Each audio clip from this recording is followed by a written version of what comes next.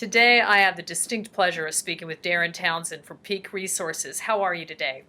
Yeah, good. Thanks, Tracy. I'm very enthusiastic about getting to get an update on Peak Resources because you've done what just about nobody else in the entire market is capable of doing right now. You've raised money, Darren. Congratulations.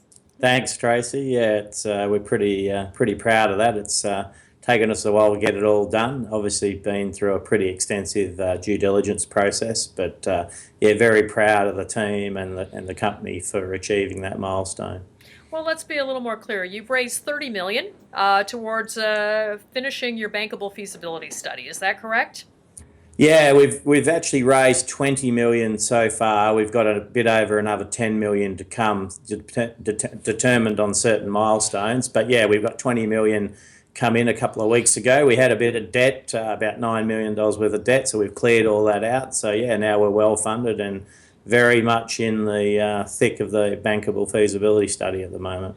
So, in addition to raising this money and working towards your bankable feasibility study, you raised this money with two sizable partners, Appian and the Appian Fund and the IFC. Can you talk to us a little bit more about your partnerships?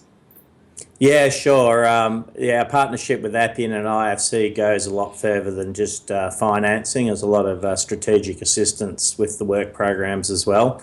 Appian are an ex-group of JP Morgan banking guys, ex-Bain Capital, but also have a lot of operational experience with guys from Rio Tinto, Anglo American. So the Appian team have raised collectively over US $200 billion for mining projects historically, and also they've built over 30 mines in Africa, so they come with a lot of pedigree in terms of financing projects and also building projects. IFC, of course, are great to have on board. IFC have invested over $400 million into Tanzania alone, and they're obviously a great partner to have in terms of ensuring we work to top tier environmental and social standards. So very pleased to have both those groups involved. I think your last point there is something I'd like to ask you a little bit more about. Is the IFC, do they just think Tanzania is the greatest country in the emerging markets of Africa? Or can you tell me, was it your charm and personality, Darren, that brought them into Peak Resources? No, the IFC invest in a lot of different developing economies, and certainly Tanzania is one of many that they invest in. But this is the IFC's first investment into a rare earth project, so very happy to have them on board. The IFC were involved in sort of putting together the Equator Principles, the top tier environmental standards. So we see a real point of differentiation of working with the IFC to badge Peak up as a top tier environmental supplier of rare earths. So it's a great opportunity, and obviously the project merits are really what attracted the IFC. Speaking of being a top-tiered company, your management, do you think this is one of the reasons that you attracted them to you, or could it be your magnetic materials?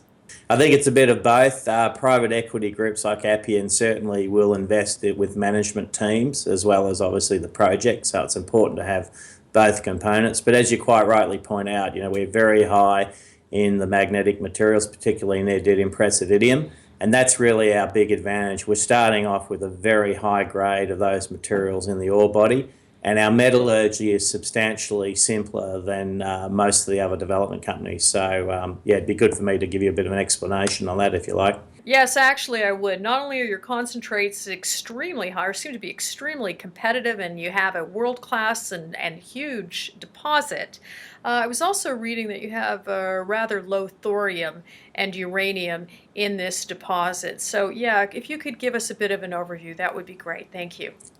Yeah, sure. I think the starting point is obviously getting a beneficiation upgrade, and we're able to reject more than 90% of the feed material that we're putting into the beneficiation plant. So that gives us off to an excellent start where we can getting sort of 40+% concentrate grades heading into the second part of the circuit.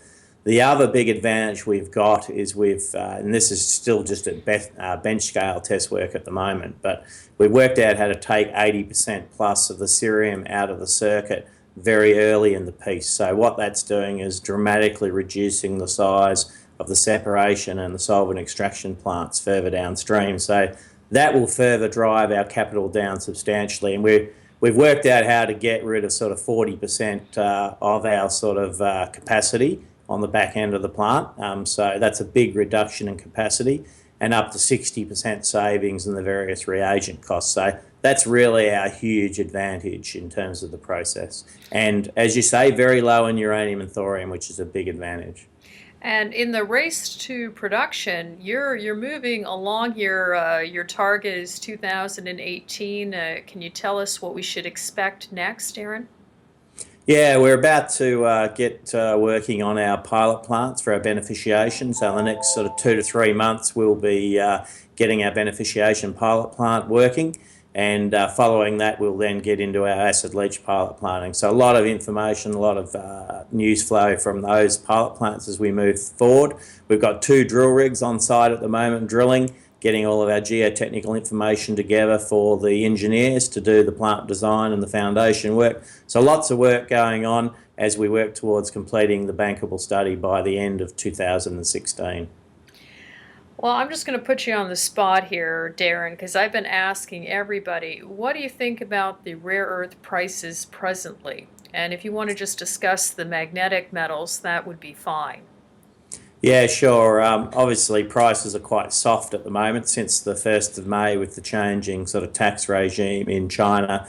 We've seen quite a reduction in the price of rare earths. And as you know, we're focused on neodymium, praseodymium, which is about 81% of our revenue.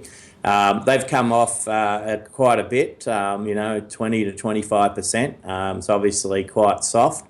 And we're seeing even the Chinese producers are actually suffering at these sort of levels. So we don't believe it's sustainable. We believe going forward that we will see some corrections back up to the numbers sort of pre the 1st of May where things were quite stable. But nonetheless, it's important to have a project that's competitive with the Chinese cost of production. So we're working very hard with our cerium depletion and our beneficiation upgrades to make sure we can be competitive with Chinese cost of production. Speaking of this, I was very surprised by your CapEx costs. They seem to be utterly lower than just about anybody else's on the planet, including, it looks like you're competitive with the Chinese. Can you talk to us a little bit about this? Yeah, I think, obviously with grade and simpler metallurgy, that drives lower capital costs. And, we've been able to, because of the nature of the deposit, we've been able to come up with a low capex option to enter the market. We don't have to chase high throughputs to make the economics work. So as a result, we don't have to put in large high cost plants to get the economies of scale. So that's really our big advantage. And a lot of this is driven off the fact that the ore body where the mining reserve is very low in carbonate and phosphate. We've got a huge head start with a naturally advantage in the ore body being depleted in carbonate and phosphate. So that already means a lot of the acid consumers are already depleted from the ore body, and that's a huge advantage. Well, it sounds like an advantage to me, Darren. Thank you so much for joining us, and again, congratulations on your funding. Thanks a lot, Tracy. Much appreciated.